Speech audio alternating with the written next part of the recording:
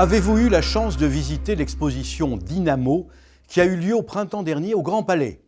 Que d'ingéniosité pour cette expérience interactive passionnante autour des notions d'espace, de lumière et de mouvement dans l'art. Et pourtant, les solutions et les méthodes en matière de design sont parfois beaucoup plus simples qu'il n'y paraît. Alors nous sommes ici chez Orange Valley en fait. Orange Valley est une entité d'Orange. C'est une entité qui a été créée il y a quelques années en vue de compléter tout le dispositif de la chaîne d'innovation. Une entité qui est là pour développer des projets en mode start-up en fait. Je vais vous parler moi d'un projet qui s'appelle Dynamo. C'est au détour d'un workshop qu'on s'était dit que les musées feraient un bon terrain d'application. Et donc ici on avait une application mobile. Et puis tout le dispositif qu'on devait mettre en place dans le cadre, je dirais, de l'espace muséal du Grand Palais pour que les gens comprennent qu'on était en train de leur proposer quelque chose de différent, etc. Donc, le pari qu'on avait, c'est qu'en fait, il fallait à la fois répondre aux attentes de la Réunion des musées nationaux, donc qui était très orientée sur les logiques de partage, de contribution, de réseaux sociaux.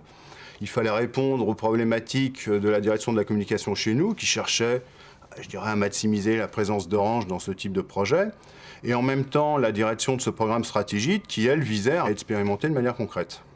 Et tout ça, il fallait bien évidemment, et là c'est le rôle du design, arriver à le matérialiser pour que ça devienne quelque chose, je dirais, de sensé et d'intéressant pour l'utilisateur. Donc ici, on avait vraiment une partie compétences en design, une partie compétences techniques, parce qu'on apportait en plus des outils qu'on a pu réutiliser pour rendre tout ça réalisable.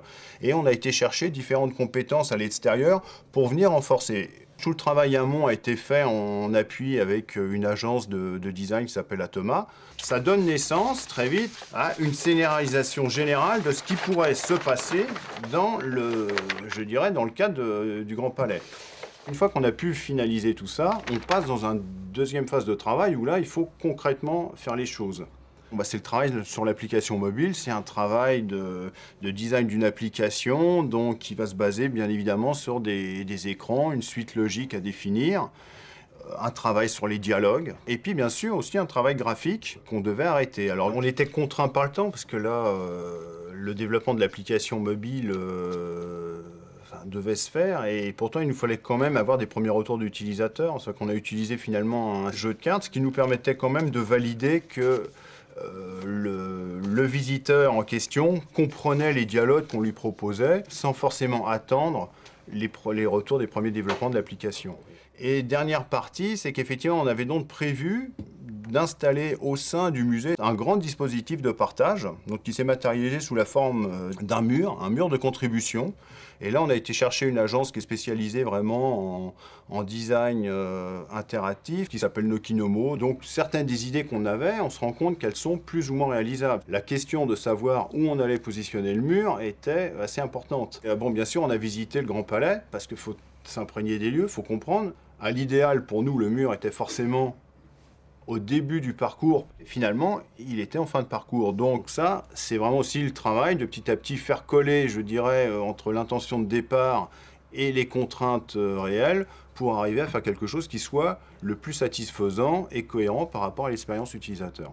Les méthodos qu'on utilise, elles sont, comme on le voit, des fois elles sont souvent assez simples. C'est pas non plus bon, ça peut être des cartes papier. Ce qui est important, c'est cette boucle itérative qu'on essaye de mettre en place. Et ce travail régulier, je dirais, de matérialisation progressive, qui est, à mon avis, le plus important. Là, on est dans une logique où on essaye de s'adapter au fur et à mesure et de corriger en temps réel les développements qui sont faits. Maintenant, nous, ce qu'on a vu là, et là où ça nous amène à aller encore plus loin, je dirais, du côté de chez Orange, c'est qu'effectivement, il y a un vrai potentiel pour le répéter de manière générique, finalement. La difficulté, à un moment donné, c'est de faire en sorte que le monde physique qui nous environne puisse communiquer avec les smartphones, etc. Donc effectivement, ces logiques de tag et de tag radiofréquence permettent d'apporter ça à terme, et ça ouvre pas mal d'horizons pour les années à venir.